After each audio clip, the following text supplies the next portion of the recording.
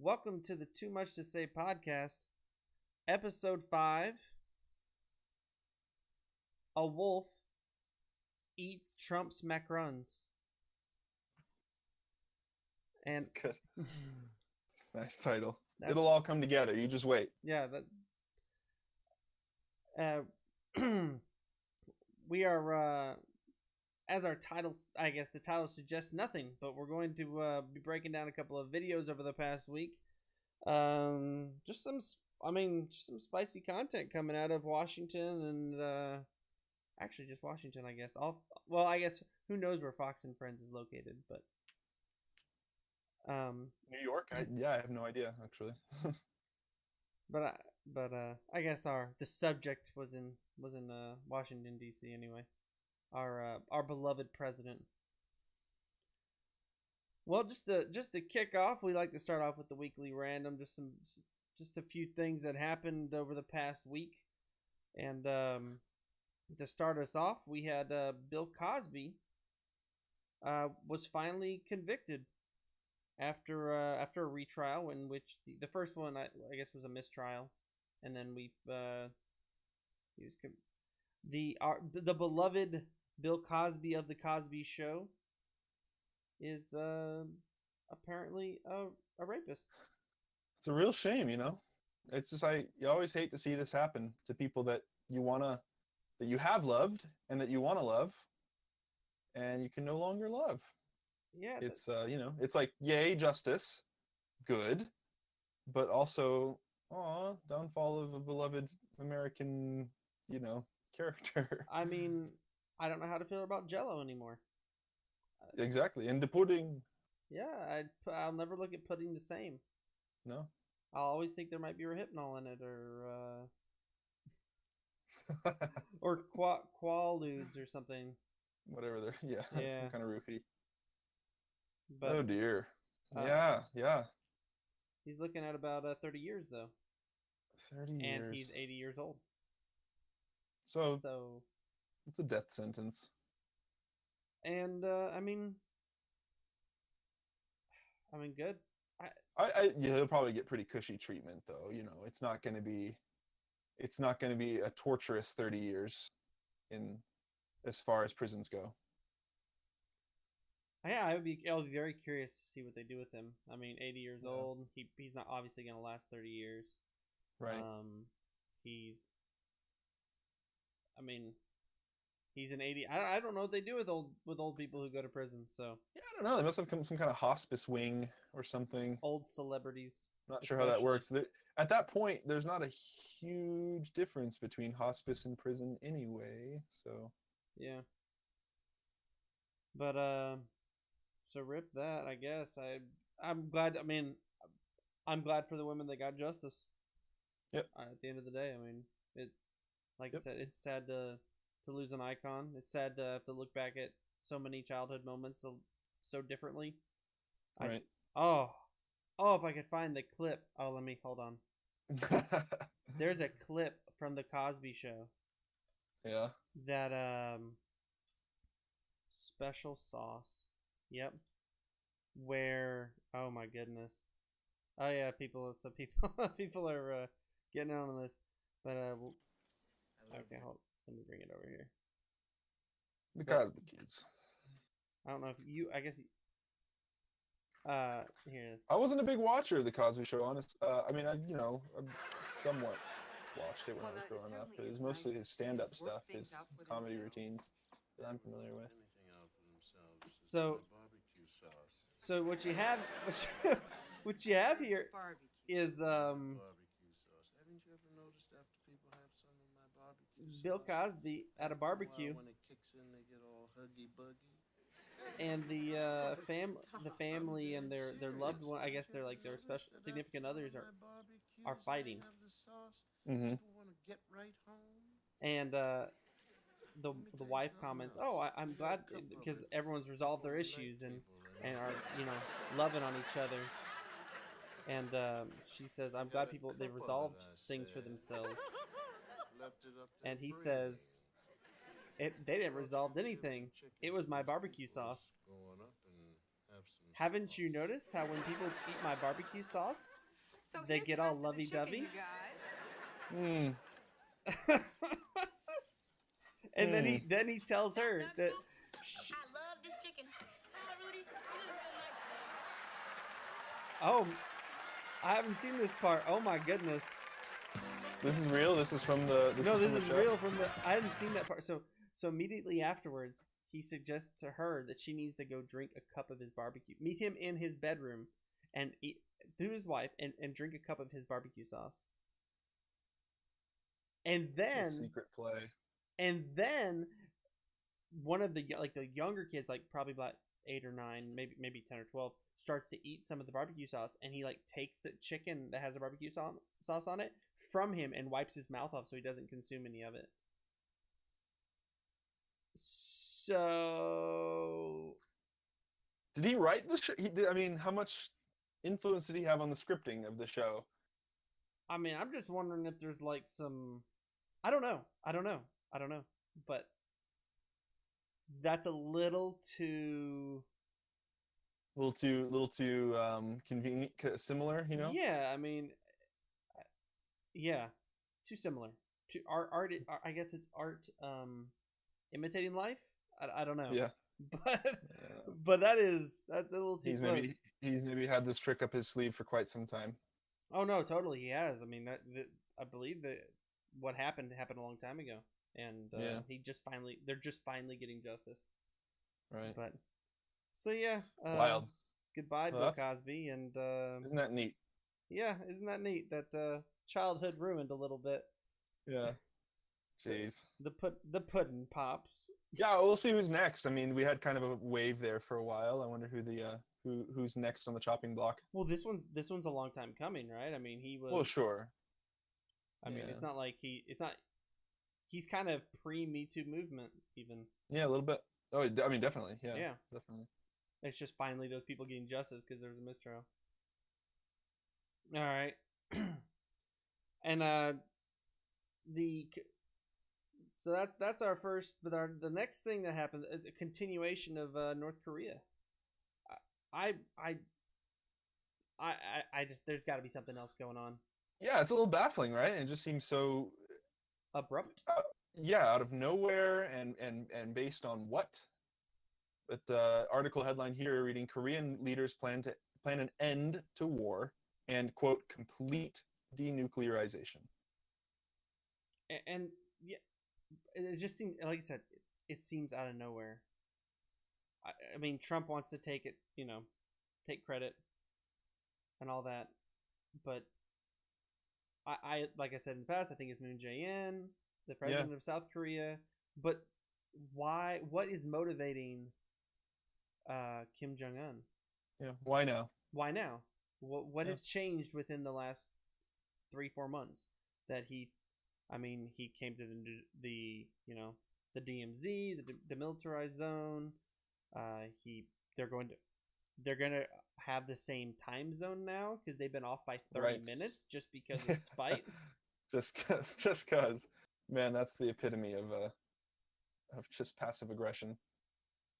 Yeah, and there's all kinds of coverage about what is happening and when it's happening, but there's very little coverage about what changed in the status quo, why this is happening. So I haven't seen any. I guess why. it's just open. Yeah, it's just open to speculation at this point. People I are mean, just there's clearly happy, I some think. reason, but yeah, But certainly worth celebrating, but also worth examining.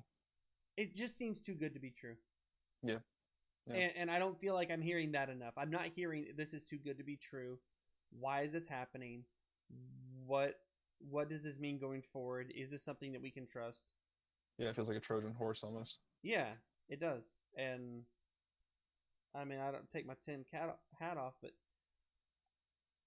if we look back, it almost seems like when the Berlin Wall fell.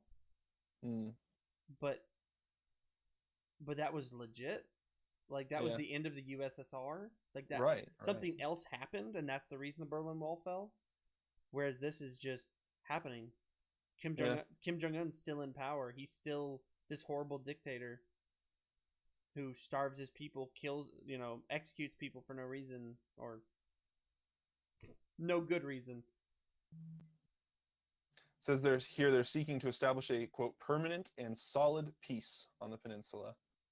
So, working towards a nuclear-free region and a historic handshake between Moon and Un. Very, very interesting. Yeah, and the other thing that's happened is Trump's going to go visit, Right. or they're planning to visit that they might. Although he may or may not. It's kind of a, like, according to Trump, he might walk out. I might stay. I might go. I might not go. I might walk out. But if they do We'll it see. right now, the tentative place is the DMZ between the two countries. Right. So. Right. Anyway, And this picture here. Can we get this picture up? We've got Kim Jong Un just showing just the teeny littlest bit of a smile. yeah. How cute. Yeah, I'll bring that up over here. Look at those teeth. Yep. Look at That's a cutie smile. It's not nothing. Anyway, that's pretty wild. I mean, in fairness to him, there's not much reason to smile in North Korea. No. And thanks to him. You think? So. Yeah, exactly. Although now maybe we'll see. But to take things back a little bit closer to home, and this is something I need an explanation, and this isn't. I don't mean just here, because the example here is Michigan. Michigan is extracting water, 200,000 gallons of water per day from Michigan, where we all know the Nestle is. What'd I say? Yeah, Michigan. Well, Michigan's letting Nestle. Michigan's allowing Nestle to extract 200,000 gallons per day. But the thing is, even though we've heard of the Flint water crisis and all that, but what I want to know is, like, this isn't just in Michigan. So yes, there is outrage, and there should be. But why is this something we allow everywhere? Like, if people are being denied water, if there's water, shortages, why are these businesses getting priority over regular citizens having water? Especially after our unpopular opinion last week of tap water is not bad. Tap water is fine. Well, I mean, they pay, pennies on the dollar for this water, and then they just sell it to people, when the water should be being sold by the municipalities to the citizens. Straight to the people. Yeah. Remove the middleman and the plastic. Yep. I just need more explanation.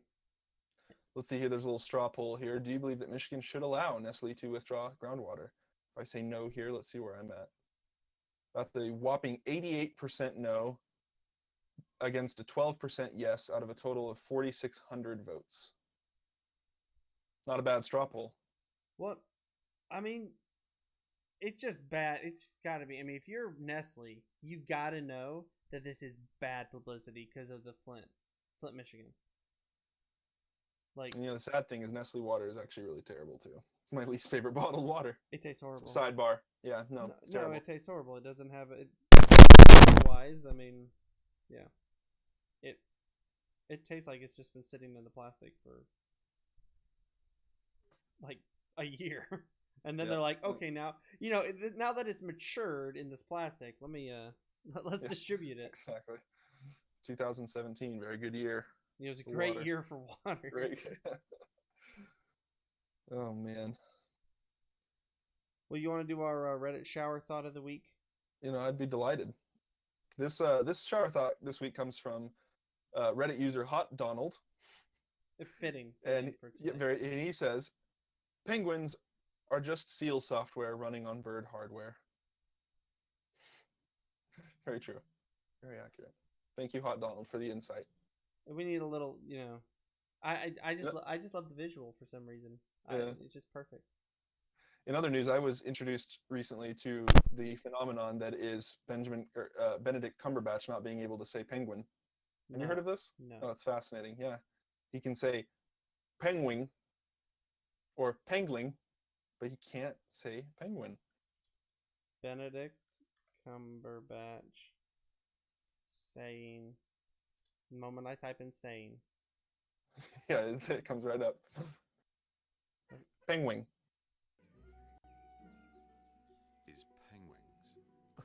Parent penguin heading home. Penguin.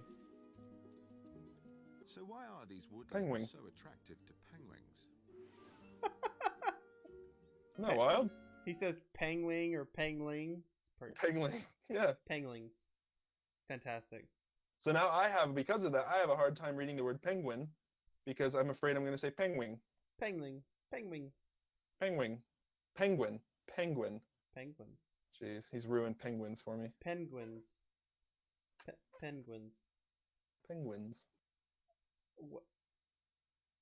Oh, it's Tom. Is it Tommy Boy or is it Yeah, it's Tommy Boy. I have no idea. No, it's Black Sheep. It's Black Sheep. Sorry. At the end of Black Sheep, they get stoned out of their minds doing just because the nitrous oxide from their car is leaking into the car, and so they're driving down the road at like 2 miles an hour, and they're sitting there. They just keep saying the word road, and like road's a funny word, like, and just how if you say any word enough, Right. it sounds just hilarious, and I'd Especially imagine on Laughing Gus. I was gonna say probably doubly so when you're high. Yep. Well, shall we scoot right along into the main event here? Embark on the wonderful journey that is a wolf eating Trump's Macron. Let's break that down a little bit. So we've got today in the limelight here, we've got a few speeches that were given. Well, two speeches and an interview that have been just one kind of put together. They make a very interesting little political cocktail. Namely, President Emmanuel Macron speaking to Congress this last week, a particular interview with Trump on Fox and Friends, and Michelle Wolf giving the ceremonial roast at the White House Correspondents' Dinner. And these all happened within the last week. Right. Like, I think Macron was Tuesday, Trump was Thursday, and then Michelle Wolf was Saturday, I think. I think it's just bam, bam, bam. Yeah, every 2 days, someone decided to give us a little something. So yeah, let's dive right into Macron. It was so he spoke for a solid 48 minutes to Congress, but it was a enlivening speech. It was really extremely well presented. I think he got. I stopped counting the standing ovations at one point. I mean, I know at some point that's kind of just traditional to applaud for the people speaking, but I mean, geez, it was something in the upwards of 20, 30 standing ovations throughout the course of his 40-minute speech. Oh, a lot of them were well deserved. Some of them were just gratuitous, handouts, because that's what you do. But it was interesting to watch the speech develop. So he began the speech talking about the United States history with France and how they've been allies, for so long, and how that rich history propels both nations to seek democracy. And it was a great, a little historical review. Mentioned Lafayette. He mentioned, a few historical figures, and it was great. And so you're thinking, so he sets up rhetorically, this trust with him, and this trust between France and the United States. Absolutely. and this rapport with us as well. As the speech develops, he starts to get a little bit more into the issues, starts to tackle some of the things that are facing our world right now. Yeah. What I really like is exactly what you said. I felt like he started it off by building common ground with every member of the United States. Liberal, yes, Republican, conservative, Democrat, doesn't matter. He went in on things that we all agree on. I mean, 1776 was fantastic. Democracy is fantastic. France come together. We agree that each of our countries need to be free and have democracy and all. Made sure to be congratulatory of President Trump. Give credit where credit was due. Mm-hmm. And then he started to attack things because let's just put it this way: Macron's smart. Yeah. A lot smarter than our president is. So he comes at it from a very diplomatic way, where because he knows that there are many parts of France's stance about the world that a lot of the people in our country, a lot of the lawmakers in our country won't agree on. Yeah. Well, I mean, he's speaking to Congress. He's got Paul Ryan sitting right behind him throughout the entire speech. And Pence. And Pence. My my favorite just dichotomy from that standpoint, where he built everybody up and everybody was agreeing with him, to immediately they stopped agreeing with him, was they talked about climate change. Everyone stood up and clapped. Like, oh yeah, climate change, we need to do something about it. And then immediately he said, well, coal's probably not a good idea. Not a single Republican stood. Not a single Republican clapped. It was very, very interesting to watch that shift. And I'm not sure it didn't happen a little earlier too. Actually, I was wondering when he mentioned. So he began to do kind of a series of affirmations, saying, "I believe this. I believe this. I believe in this." And so he said, "I believe that science, will help us with climate change, essentially." But I thought I couldn't tell. I mean, I thought I heard some booing. I don't. Do you remember that at all? I didn't hear it. I couldn't. Were they? There was a lot of noise. There was a lot of noise being made in the room, and I couldn't tell if it was all cheering or if it was a mixture of cheering and booing. But that's what started to get my attention. And then, like you said, right after that, mentioning coal, and suddenly Paul Ryan and Mike Pence are not standing anymore behind him. What was so fascinating is the fact that they're right behind him. You can see it, you can see every time they decide not to clap. Mm-hmm. Yep. And it's very evident because you can hear the clapping of the entire room, and then their hands are just still. And most of the time they were clapping, but on certain key issues where I guess they don't want to offend their people who give them money, I guess. I don't know how else. I'm not sure. I'm not sure, because I thought it was a very fair speech. I mean, it was nothing but positivity and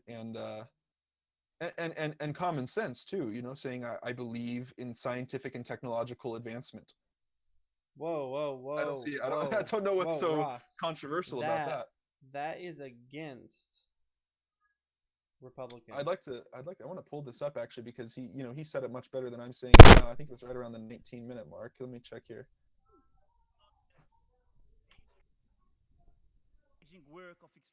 This was a very interesting statement right here. He talks about nationalism, right? This is where it really actually started to shift, even before he got into the affirmations of climate change and everything. He began to speak about nationalism and the dangers thereof. And that was very interesting to me as well. And he says here, let me find this. He goes, "If we decide to open our eyes wider, we will be stronger. We will overcome the dangers. We will not let the rampaging work of extreme nationalism shake the world full of hopes for greater prosperity." It's pretty powerful. He attacks two things. The two things that I noticed that he attacked that were like directly against Trump, I guess. I'm not Trump, but against the prevailing political winds, which it's Trump and his party, because they're the ones in charge. I mean, they control the House, they control the Senate, they control the presidency. I mean, they control the three. But they can't control each other. More on that later.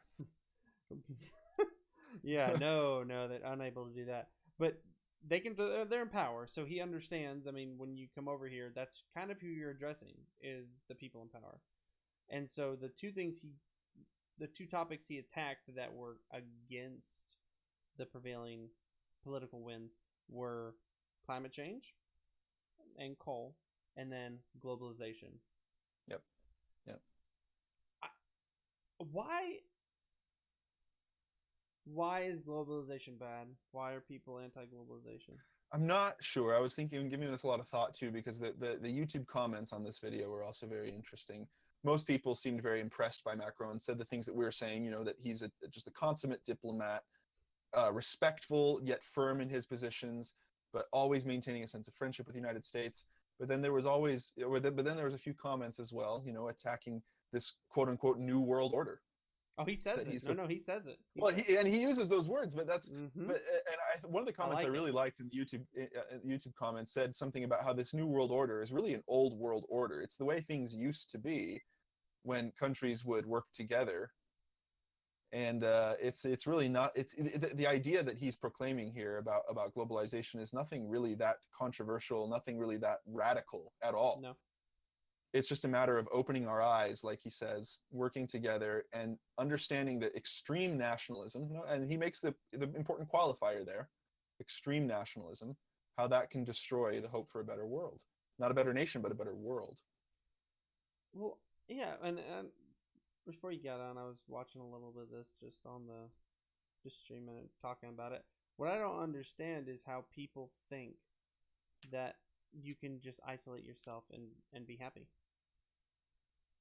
Especially not in 2018. Exactly. I mean, maybe that worked once, right? But then Pearl When? Harbor taught us pretty quickly Yeah. that that wasn't the case, even back in 1950. I'm going to get the date wrong on that, but, you know. 42? Is that? 41. 41. 1941, right? So, December, I mean. Yeah, December of 1941. Yeah. 77 years ago? I mean, we learned that lesson pretty well back then, but for some reason there's this push nowadays for nationalism and just hunkering down and closing ourselves off from the rest of the world. And that's the thing, you know, Obama got vilified for as well when he was in office, was that he was trying to create greater peace with other nations, and people felt like he was neutering America, which I don't understand. I just don't understand. What? Peace. Why? But peace is anti-Republican. You know, we could take a lesson here from Kim Jong-un, right? Who apparently at one point was a strong believer in nationalism and in isolation, and has now learned the lesson. Dude, golly. apparently learned the lesson that open borders is a better idea. Oh, and we're all like kind of. They're not yet. They're not there yet. Sure. But you know what I'm saying. Their whole regime falls if they open borders. Like, sure. But yeah, I mean, at least not being isolated. We're all applauding them for taking steps in that direction, right? Yeah. I mean, it's a bit of a. I mean, that's a little bit of a straw man, I think, because I mean, they were 100% isolationist, and we're supporting them going from 100% to 95%, whereas we are, you know, what, 50%, 48. Who knows? Whatever. And and Macron's asking us to be less, to be 45 to 40%. But heaven forbid he suggests that. But I mean, I think it's just people's natural tendency to want to turtle in, I guess. And it's the American way, right? I mean, it's us against the world, and it's, you know, us. It's the separationist kind of mentality. It's not just America that does it. I mean, in fairness, it's not just America, but we are guilty of it for certain. Mm-hmm. And it's just ignorance, I think.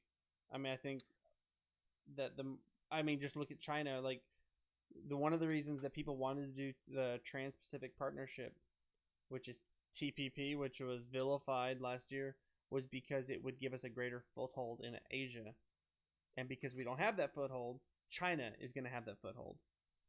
And globalism, I mean, the countries exist. If we close our borders off, the rest of the world is going to exist.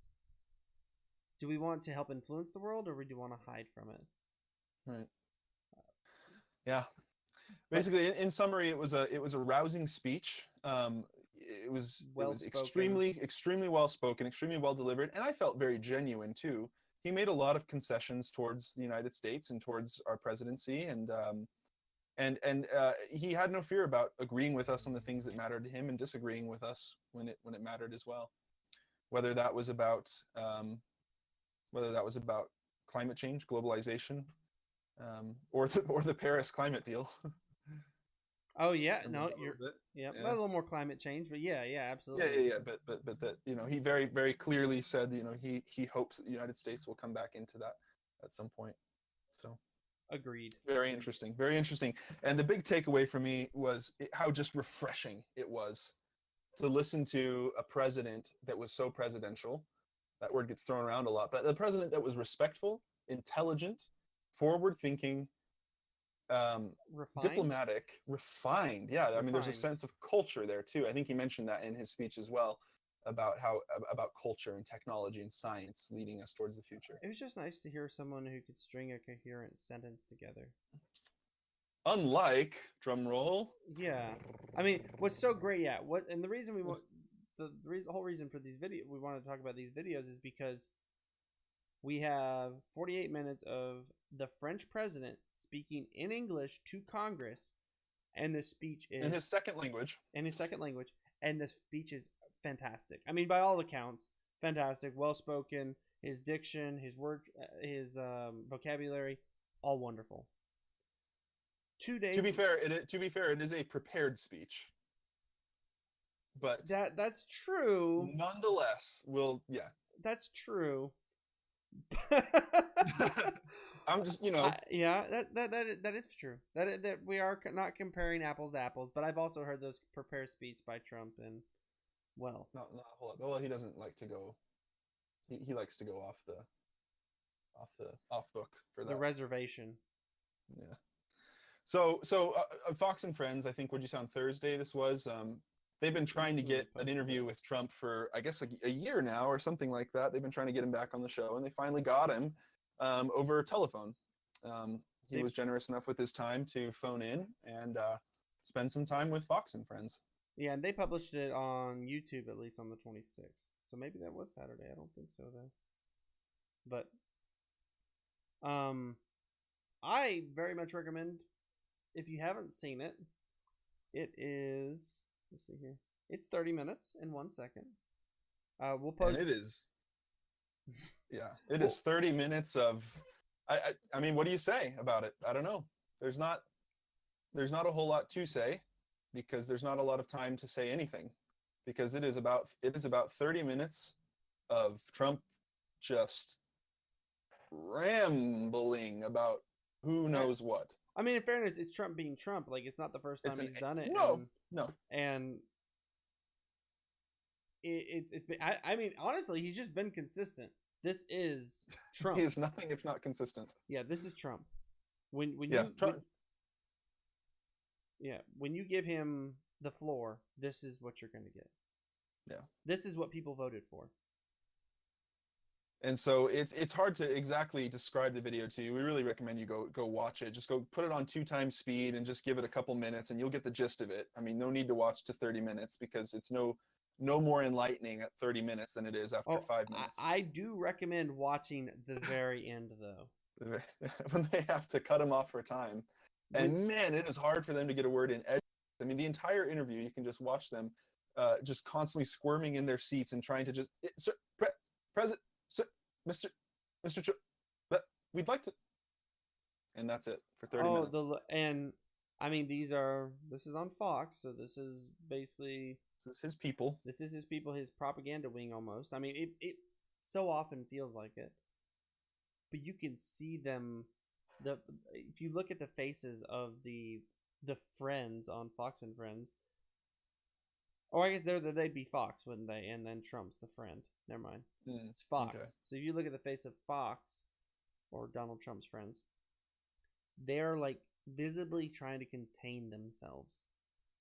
And I gotta give them props, honestly, because they sat there for 30 minutes and didn't. I mean, I think except for 1 or 2 times, didn't crack a laugh, and just kind of held their own. I mean, that takes a kind of patience that I just don't have. It was remarkable to watch. At some point, each one of these 3 people have at least been at a daycare and like had to take care of a daycare. They have to. I don't know how else you gain that type of patience. Maybe a hospice, like, old folks home. You're used to taking care of a parent who's kind of, has dementia and kind of. I think this YouTube comment kind of sums it up really well. It says, "This must be what it's like to be on the inside of an insane person's head. Just a never-ending, semi-conscious stream of disconnected thoughts tangled up with the infantile emotions of a grown man who has unresolved daddy issues." And I think that's what's revealing about it. Like we said, this is nothing new. I know it might seem to some more conservative-minded people that we're just blathering on about Trump like liberals love to do or something. I think what makes this video particularly interesting is in context of the other video that we just mentioned with President Macron. And it's just very interesting, very telling to watch these videos back to back and see what one president looks like and what the other one looks like. I mean, objectively, And it's stark. but I mean, like, if you're conservative and you're listening to this, A, props to you because you've listened to us bash Trump a bunch. But B, go watch the two videos objectively. Like, if this is not like like some of my feelings, I get it, I'm subjective, but like literally, like, if you gave the two people and said, okay, which of the two of you, like, if this was a class for speech, for speech writing, one's an A, one's an F. I mean, I get it that Macron probably, spent more time writing his speech and probably had speech writers and all that. But this is the president of the United States on national television. For the first interview he's done on this particular show in over a year. And you don't give him points for not preparing. Like, you can't say, oh, well, he wasn't prepared. Guess what? That's his fault. Yep. If this was Obama and he came on and he gave this exact same thing, I would be ripping him a new one as well because, quite frankly, it's unacceptable and it's embarrassing as a country to have our president go on television and ramble like a fool. Really, and that's just it. I mean, this is, like you said, it's national television. It's not like this is not going to be seen by other countries. This is just like yet more evidence that Donald Trump just doesn't have a clue what he's doing or talking about. They're asking him very pointed, very honest questions, and he rambles off topic every time. They're constantly trying to rein it back in, but he just turns it into an angry phone rant. I mean, he's just yelling at his phone on national television, and they can't get a word in edgewise. It felt like back in the day when I used to listen to the radio, and you'd have some crazy person call into the radio, and then they'd hang up on him, but they couldn't do that because it's the president. Right. and they did as much as they could at the end when they ran out of time, and they basically had to cut him off and say, well, thanks president, okay, thanks, we're done. No, what they say they said we can talk to you all day. Well, no, what's so much greater is we know that you have, hold on, I'm gonna turn this on real quick. Yeah. Play the clip. It's a disgrace, and our Justice Department, which This is the last minute of it. At some point, I won't. Our Justice Department should be looking at that kind of stuff, not the nonsense of collusion with Russia. There is no collusion with me and Russia, and everyone knows it. Everyone, we could talk to you all day, but it looks like you have a million things to do. But it looks like you have a million things to do. Thank you so much for being with us. Good luck with your book. It's going to be a winner. Thank you so much. And happy birthday to Melania. Thank you very much. We'll see you next Thursday, Mr. President. Yeah. Okay. Phone lines open. Call in again sometime. Thank you. Good. Thank you. Bye. Very nice. It looks like you have a million things to do. That's very, very, like, very, very generous of them. Very graceful of them.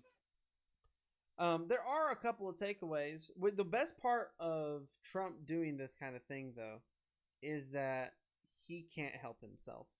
Right. So you get a glimpse into some information that you might not normally be privy to. Right, because he doesn't have the greatest of filters. Right. One, and this is simple, but this is our president, the billionaire, right? Who has a wife who's way out of his league from a look standpoint. I have no idea about her personality. And it's her birthday that he's giving this interview on. So, I mean, and I'll give Trump props for this. He didn't lie. At least I wouldn't assume anyone would lie about saying they only got their wife a birthday card for their birthday. Now, if you don't have any money, I get it. I've been there. And that's all I've gotten my wife because I didn't have any money. But I'm not a billionaire. If I was a billionaire, I think the wife would be a little offended that the only thing I could manage to buy her for her birthday was a piece of paper in an envelope. Now, what do you imagine? Do you imagine it's a very thoughtful, handwritten, handcrafted card that he made himself with great love and care, or is it a Hallmark just picked it up. Had one of his pages or whatever they're called. Pick it up at the. Well, that's the thing. For the first idea is just lovely. I would love to see a handcrafted card by Trump, but let's assume it's not that. That's too much of a great idea.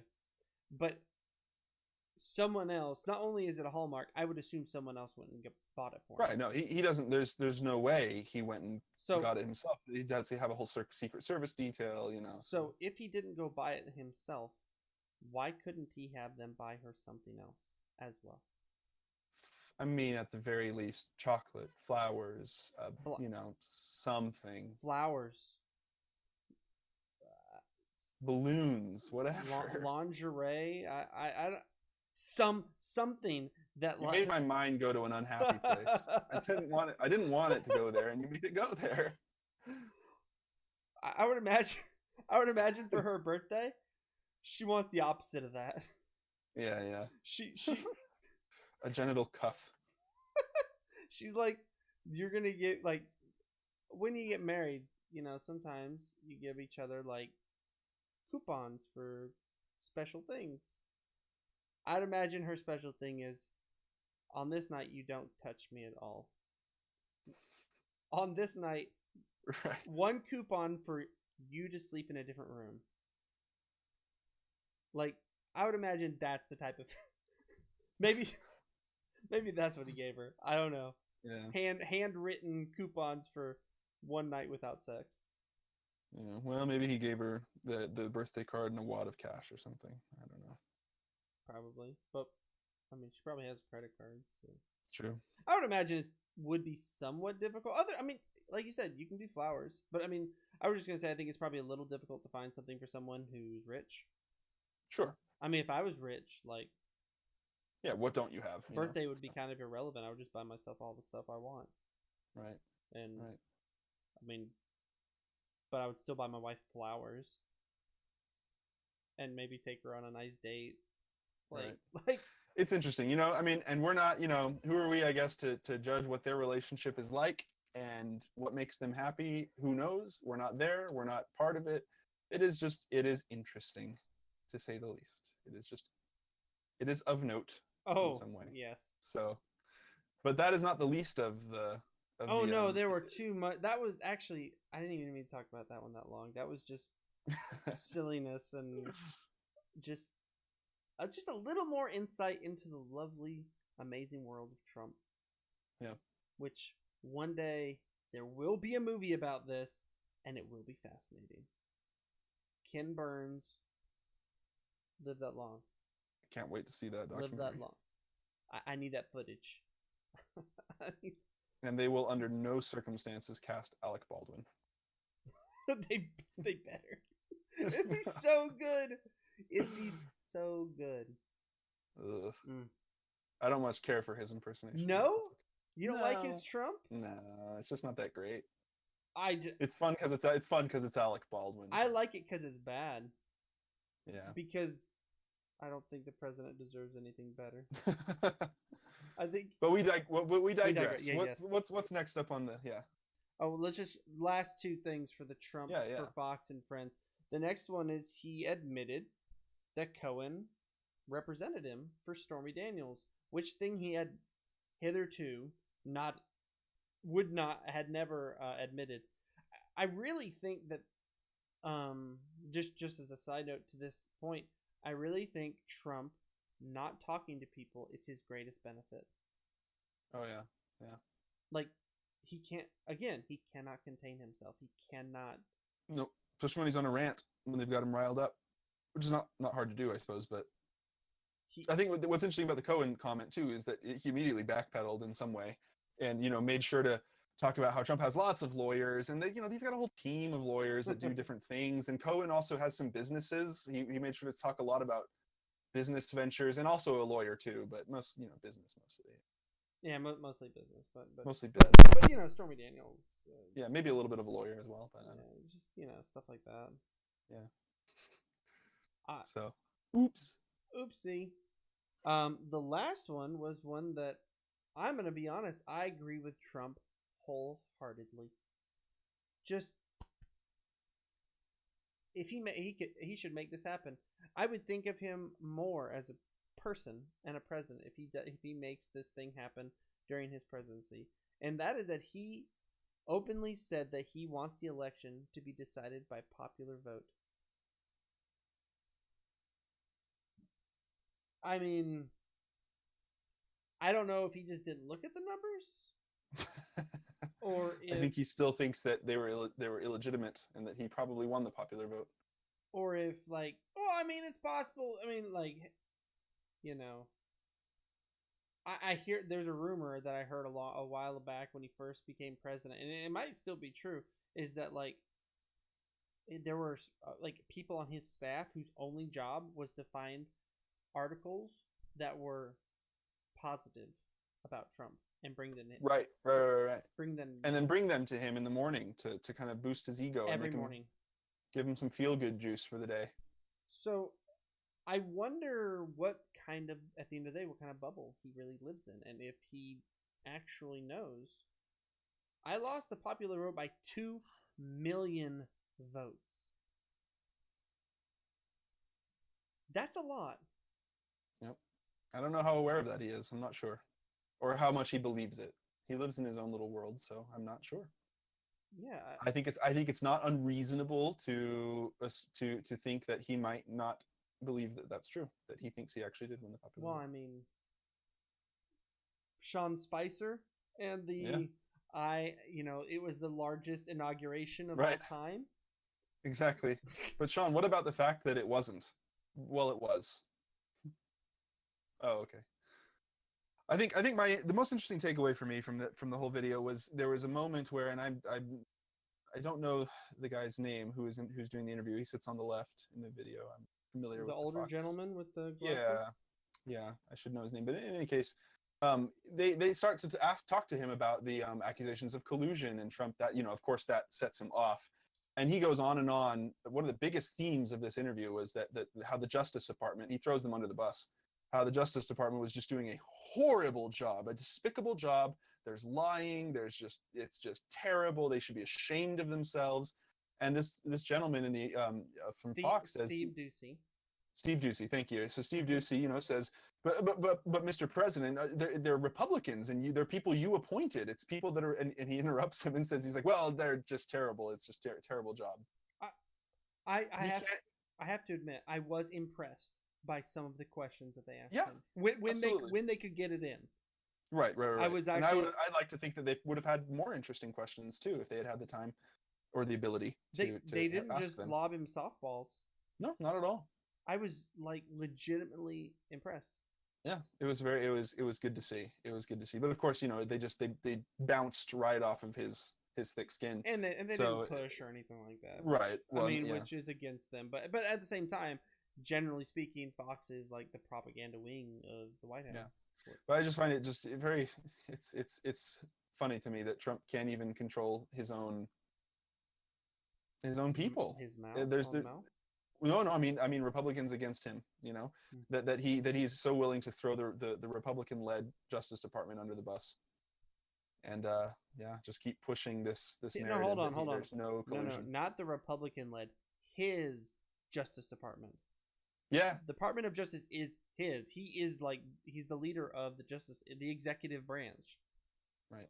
But they're too busy doing their jobs to listen to him. Yeah.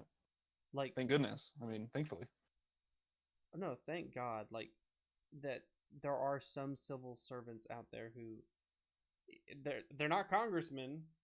Everyone who's not a congressman, not a senator, or not a president, actually has some sense of duty and pride, I guess, in the work that they do. Right. Like Rosenstein, I saw an article today. Rosenstein said, the Justice Department will not be extorted. We're not going to, end the Mueller investigation. You're not going to bully us. This is the guy who Trump can fire. Yeah. And that's what it is. You said it. I mean, bullying. That's really all it is. It's just childish bullying against them. He just doesn't like what they say, and so he's just gonna lambast it. But yeah, I'm really encouraged to see the level of integrity with which they're handling the situation. So I love it. yeah, All right, let's Good. move on to the third and final video of the week, which was a completely different tenor than the other two. slightly. But it is a tradition at the White House Correspondents Center, so they're basically the press of the White House. They get together for a dinner every year. And they invite a comic. Last year it was Hassan Minhaj, who's a reporter for the Daily Show, a correspondent. And this year it was Michelle Wolf. Hassan Minhaj, I don't know if you've seen. Have you seen I his? didn't want no. You need to go back and watch his. It's just awesome. It was the first year of Trump. I liked his better than Michelle's. Yeah. But that being said, I liked Michelle's. I thought Michelle, she had some. I just like how she didn't shy away from anything. I like how it was very South Park-esque, if you will, where she attacked anyone and everything, anyone and everyone, and was willing to broach any subject. Yeah. And I see, and you do not agree with me. Well, I'll give her that. I mean, I think it was full of a lot of really interesting hot takes, and definitely didn't shy away from anyone. Although to be fair, I think a lot of people in the comments were saying how great that she, criticized both sides, both parties, right? Both conservatives and liberals, and I think kind of, I guess, a little bit. She made a few comments about liberals, but I wouldn't say that it was definitely a fair and balanced, critique. Well, at the same, I would have liked it to be. At the same time, define fair and balanced, and it's not Fox. Well, sure, but you're talking about one. Well, no, I'm saying that because Fox, that was their slogan, was fair and balanced. Well, yeah, fair and balanced. That's right. Yeah. No, but define fair and balanced, because there is more fault on one side than the other. Perhaps so. Yeah, I mean, at least more fodder for comedy, if Well, at the very least. I mean, isn't there more fault though? I mean, I think what did it for me, it wasn't so much the content behind. It wasn't the message behind the joke so much as the delivery of them. There was somebody made this point in the comments again where what was the joke exactly? She attacks a few people and compares them to just horrible people. And at that point, to me, it didn't feel any longer like a criticism, and it felt more just like character assassination. It was mean-spirited, and people are calling it a roast, and I think, okay, well, a roast is something that's meant in good fun with people that you actually like. But this was not a roast. I mean, it was just, and some of it was, some of the comedy was pretty spot on, but a lot of it was just extremely mean-spirited, and I'll agree that some of it was mean-spirited. Deservingly so, but in some cases. But that's my part. My thing is that, I mean, I like South Park most of the time. I like the nature that I like the idea that nothing is sacred, I guess. Right. I like the idea that everything's free game, because I think that at the heart of a democracy, the heart of